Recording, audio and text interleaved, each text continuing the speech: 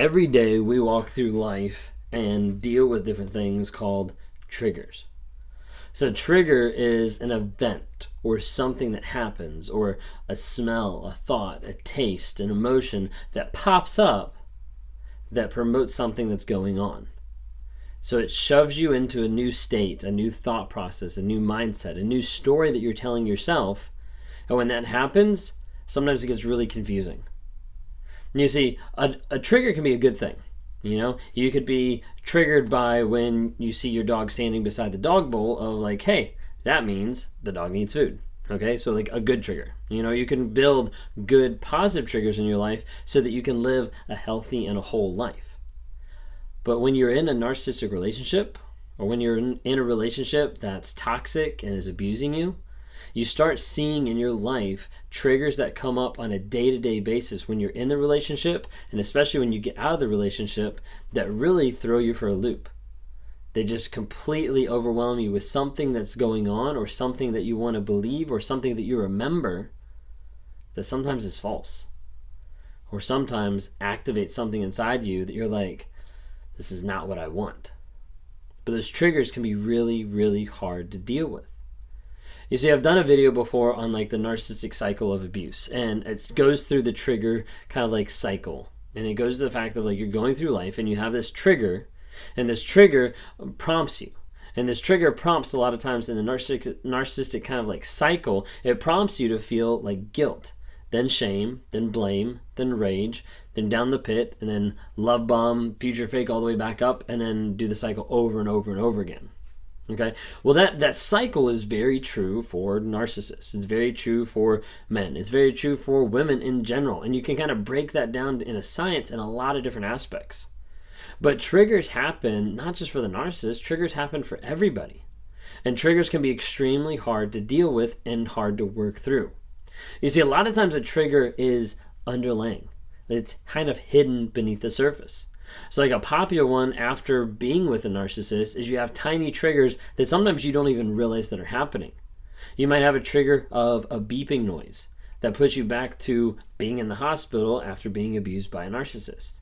You can have the trigger of a certain type of smell that reminds you of the cologne or the perfume that she was wearing when she was abusing you.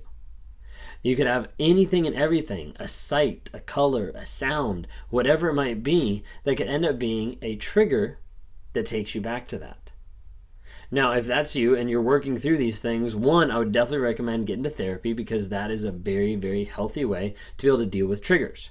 And even go to EMDR therapy, because EMDR therapy has a really great way of kind of unlocking your mind and getting down below the surface so they can deal with the trauma and the triggers that you've had in your life.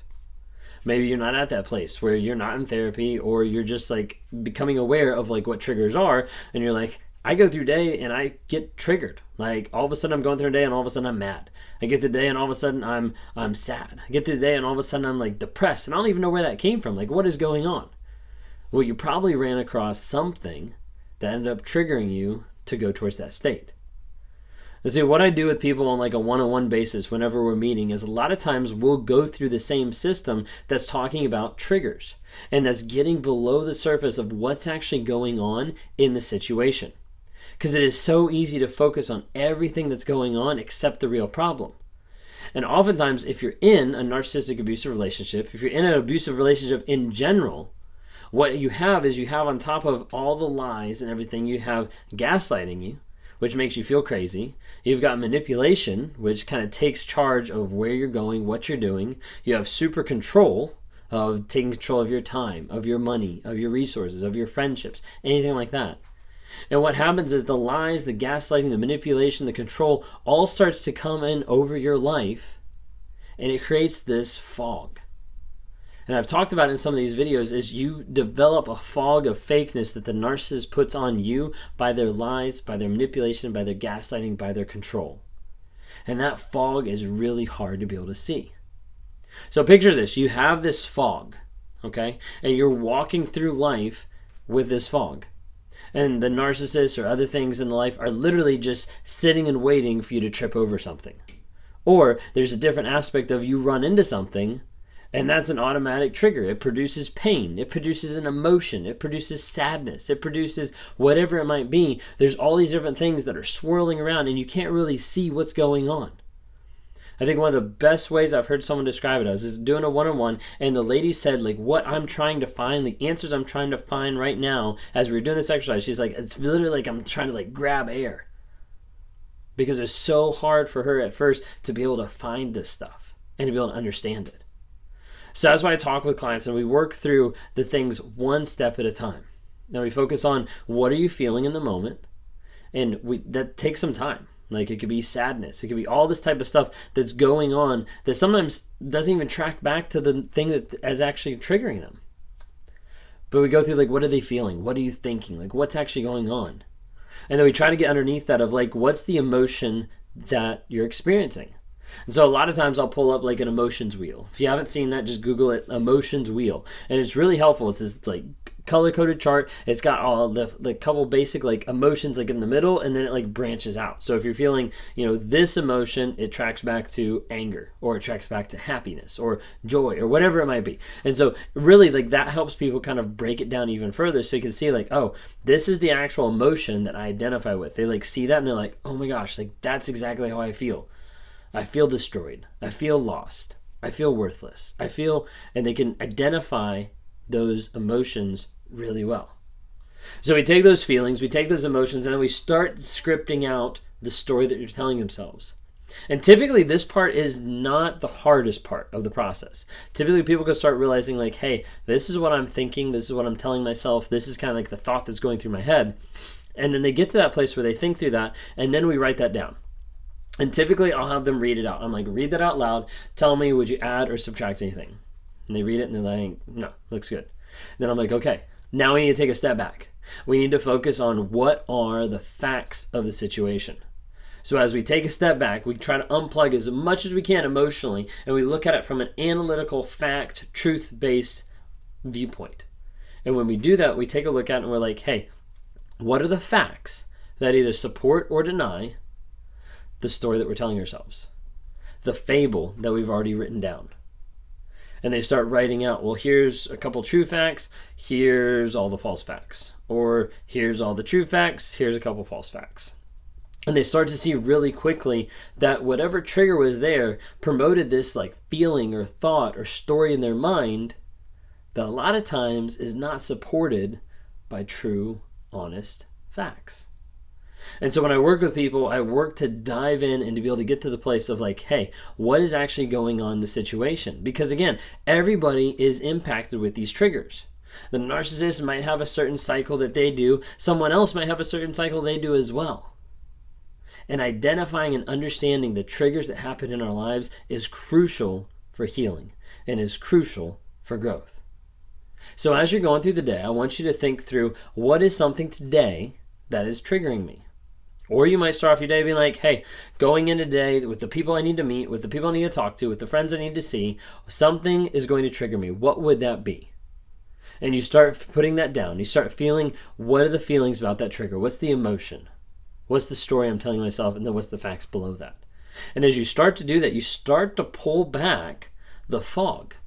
You start to clear away a little bit of the mist in front of you so you can actually start to see like, wait a second, this feeling that I'm having about this is actually telling me the wrong story. It's actually telling me an incorrect description of the situation. And as you start to break through that and understand like, hey, what I'm thinking is actually not based on facts. It's not actually based on true reality. I need to pivot and I need to change what I'm actually telling myself. You see, we are the stories that we create.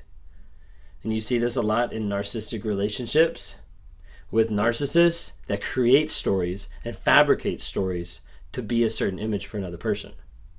You also see this on the other side where the person creates stories and fabricates stories to keep them hooked to that person longer, thinking they will change, there is hope, they do love me, they do care. But then when we break it down and ask, what are the facts about how this person demonstrated love? What are the facts that showed that she cared about you? What are the facts that she demonstrated how she was a loving and respectful partner in this marriage by cheating on you, by lying on you, by gaslighting? And it goes on and on. That's what I do on a day-to-day basis. You want to know something really cool? The one lady that said, hey, it feels like I'm grasping for air, is doing amazing. Because she started doing this process and she started focusing on taking back her power, taking back her control. Talking to her today, she's completely different than what she was several months ago. Because she's starting to get organized, she's starting to know where she's going in life, and she's starting to clear out the fog of everything that was going on in her life and saying, hey, this is where I'm going, and I'm setting boundaries so that other people don't keep me from my purpose, from my goal, and what I know I need to do in life.